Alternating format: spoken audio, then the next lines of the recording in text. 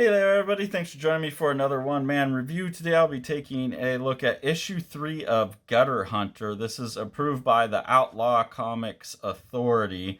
So I don't know if the guys at Kayfabe signed off on this or if this is just someone using their Outlaw Comics. But it's an interesting magazine here, actually. I don't know who sent this because this came from Sean. It has one of Jeffrey Manley's cartoons in it, so I think it might have come with the Jeffrey Manley stuff, but I'm doing a separate video because this is a Robin Bougie, I believe is how you pronounce the last name, but maybe Bougie. I'm going to say Bougie. Robin Bougie production. And it's a really interesting magazine that's about underground comics. It's kind of like a magazine version of what I hope this channel is, except it's really leaning into like older underground gyms, basically, for the most part. But it's also just got some comics in it. Like here you have a comic by Robin Bougie that's about how to like be a good back issue hunter, and giving the tip that asking for the adult box, that a lot of stores have an adult box that's not out because a lot of really good underground comics have adult stuff in it, and that's where he finds a lot of these things. And then he's going through and showing some oldies to go like hunt down and look for. So this is Fox, the Man from South Manhattan, published by Zenko, 14 issues, ran from 87 to 88, and gives some examples of the art, which looks pretty good. You get a sense of the story. Oh, that one's definitely pretty adult. So that's really cool. Then there are some comics in here about comics.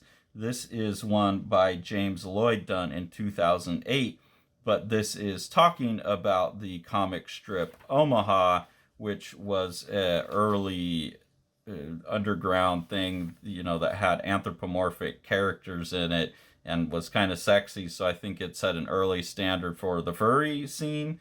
There's some images in here I'm not going to show just to be careful. But I know what Omaha is. I know it was attached to the furry scene, but the passion in this piece here and how well done this is sold me on wanting to go read Omaha as like this actually really well told adult story with like, you know, real good drama on the line and stuff, that it's not just porno, it's just that sex was part of it. So I'll be trying to get a hold of those at least digitally. This says the MBM released like a completed version, so I want to see if I can find those. But yeah, this sold me on reading Omaha. And it was his own interesting comic itself, where you're talking about how James Lloyd interacted with this, how it influenced him. I like comics about comics that are like this because it's not about comics about making comics. It's basically like doing academic criticism and stuff like that in the form that you're talking about. And I think comics would be very smart to have more work like this that critically assesses comics, captures the history of comics, does all of that stuff without the strictures of academia put on top of it. And also to have people that can actually like draw and make comics as well as this author can. Like, you don't have, when I've seen comics in an academic context where people are trying to use it for purposes of history and stuff, it's just a lot of skill sets to have that not many people have all of them, to be able to draw, to be able to write, to be able to lay out, to be able to letter, and then to be an academic researcher and all of that. And this kind of proves to me that there can be comics like I envision in that more academic critical sense. So really, really cool. And thanks James Lloyd for that. And then thanks Robin Bougie for putting that in the magazine. And thanks for getting me going and looking at Omaha. There's just a lot of cool stuff going on in here. So a lot of like interviews talking about people's careers. This one here is just about like why people quit making comics. This is a hashtag comics broke me, like testimonials. We have one here from David Lasky, who I know is a someone Sean used to hang out with in Seattle. I think Brandon as well. But people telling their stories. So David says, 10 years ago, my graphic novel won the Eisner Award. Why have I not created a follow-up book? Well, after finishing our book, my co-author and I were broke. I went back to work for a bakery. My co-author was homeless for a while. Our graphic novel didn't make us royalties. We received $19,000 in advance money for a 200-page historical-based graphic novel on the Carter family that took 3.5 years to complete. That figure is divided between 2 people, with the last couple of thousand going towards hiring background inkers so the book would be completed when the publisher wanted it.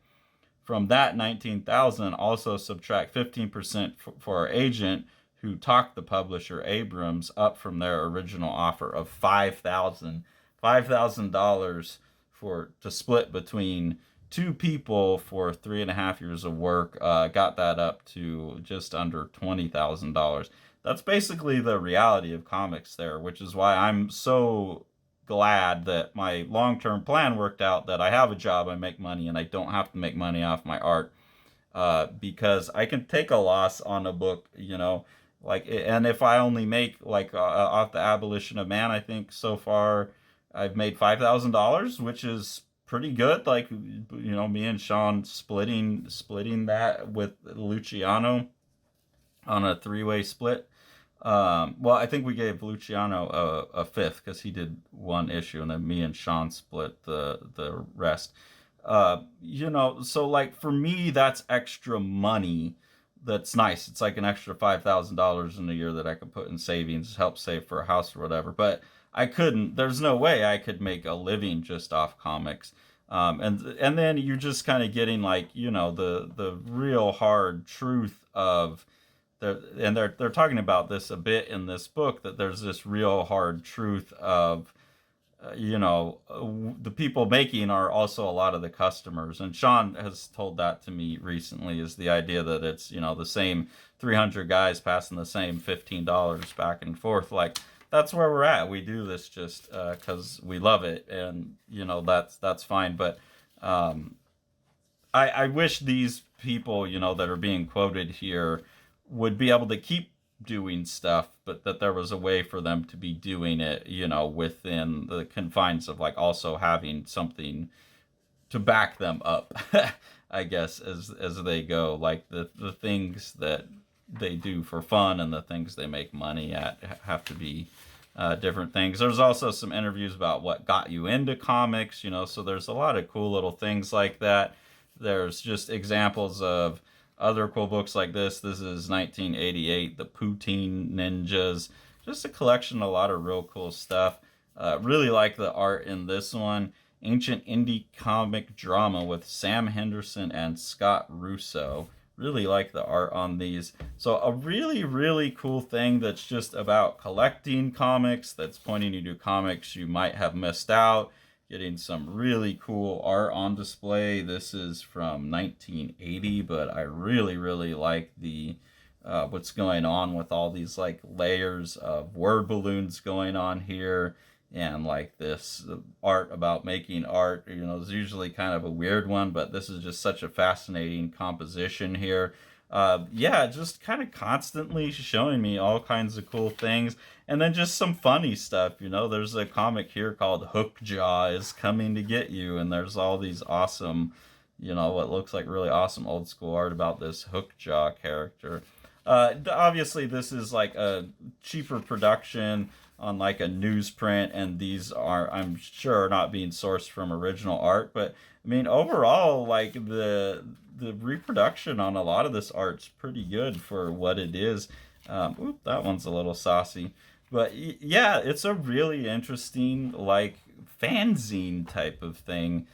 So I really, really enjoyed this. Like I said, I don't know who sent it, but it's a really cool project. And thank you to Rob and Bougie for putting it together. And thanks whoever sent it over. You can get this. It looks like it's a $12 for an issue. I don't know how frequently it comes out, but look up Robin Bogey and Gutter Hunter. It's a pretty cool thing to get you going on some back issue bins you could be looking for, old books you could be hunting down that you may have not read before.